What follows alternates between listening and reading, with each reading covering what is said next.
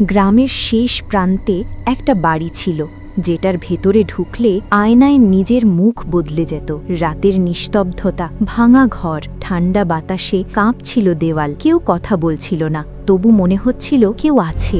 দেওয়ালে ঝোলানো একটা কালো আয়না। লোকেরা বলতো এই আয়না শুধু মুখ না, মনের ভেতরটাও দেখায়। ছেলেটা আয়নায় তাকালো। হঠাৎ ওর প্রতিবিম্ব নড়ে উঠল, কিন্তু সে নিজে একদম নড়েনি। আয়নার ভেতর থেকে একটা কণ্ঠ ভেসে এলো, তুই সব সময় অন্যদের মতো হতে চাস কেন? ওটা কোনো ভূত না, ওটাই ছিল ওর নিজের ভয়।